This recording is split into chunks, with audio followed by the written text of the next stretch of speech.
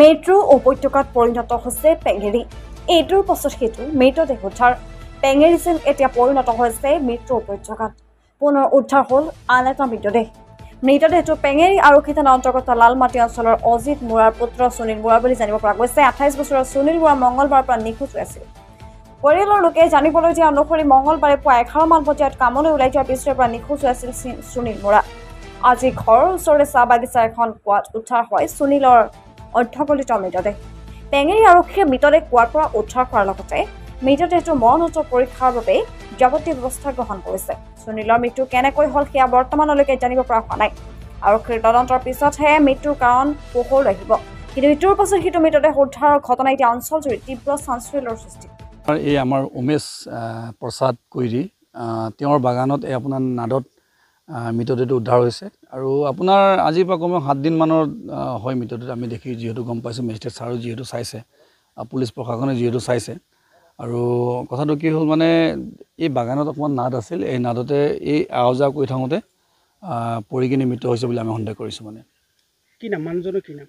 মানুহজনৰ নাম এতিয়ালৈকে মই তেওঁলোকৰ পৰিয়ালবৰ্গক সুধিব লাগিব, যিহেতু আমি উদ্ধাৰ কৰিব আহিছোঁ, এম্বুলেঞ্চ লৈ আহিছোঁ যেতিয়া মই আৰু মোৰ লগত দুজনমান ল'ৰা লৈ আহিছোঁ। যিহেতু এতিয়া বডিটো উঠালে এতিয়া উঠাৰ পাছত মই তেওঁলোকৰ দেউতাহঁতৰ তেওঁলোকৰ নামটো সুধিম মই। হয়, এই আজি পুৱাও এটা ঘটনা সংঘটিত হৈ গৈছে এই অঞ্চলতে, কি ক'ব এনেধৰণৰ ঘটনা? হয়, আমাৰ আচলতে মানুহখিনি শিক্ষাৰ অকণমান অভাৱ হৈছে ক'ৰবাত নক'ৰবাত চাবলৈ গ'লে, আৰু এই কিছুমান নীতি শিক্ষা আছে সেইবোৰ অকণমান অভাৱ হৈছে, আৰু আমাৰ কাউন্সিলিঙৰ অকণমান প্ৰয়োজন আছে বুলি মই অনুভৱ হয় পেঙেৰি এই ভিতৰুৱা কিছুমান অঞ্চলত।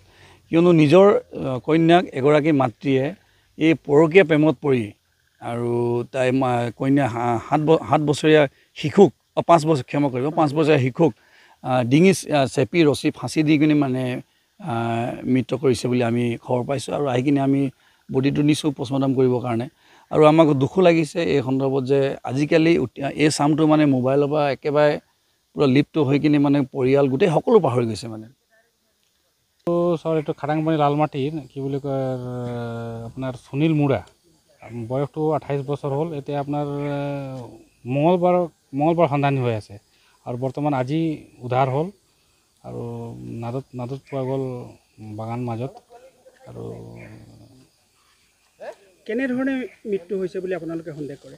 কেনেধৰণে মানে এতিয়া বৰ্তমানতো আমি নাদত পালোঁ, তাৰ এতিয়া ইনভেষ্টিগেশ্যন কৰিলেহে গম পোৱা যাব যে কেনেকৈ হৈছে, না কোনোবাই হৈছে দুষ্কৰ্ম কৰিছে। কিন্তু বৰ্তমানতো এইটো মানে ক'ব। তাৰ ঘৰত কোন কেনেকৈ আছে? কোন দুখীয়া পৰিয়াল সিহঁতৰ মানুহজনী আপোনাৰ তেওঁ নিজৰ ঘৰত গৈছে, সিহঁতি ভাবিছে কি ক'ৰবাত কাম কৰিব গৈছে বা আপোনাৰ এই শ্বশুৰবাৰী শুনিছোঁ তেনেকৈ, কিন্তু আজি উদ্ধাৰ হ'ল কি মানুহটো নাই পৰা নাই। আপোনাৰ কোন হয়? ল'ৰা। কেনেকৈ মৃত্যু হ'ল বুলি সন্দেহ কৰিছে? এইটো কামত গৈছোঁ বুলি আমাক ঘৰত গৈছিলে। কেতিয়া গৈছিলে কামলৈ? মঙলবাৰ 11 বজাত ওলাই দিন ঘৰৰ পৰা। এতিয়া আপুনি চিনাক্ত কৰিছে আপোনাৰ এই ল'ৰা হয়? হয়। কিমান বছৰ ল'ৰাটো? 28 বছৰ। কি নাম তাৰ? সুনীল মুৰা। কোন ঠাই এডোখৰ? ঠাইটোৰ নাম কি? এই জেগাটোৰ নাম? খাটাংপানী লালমাটি।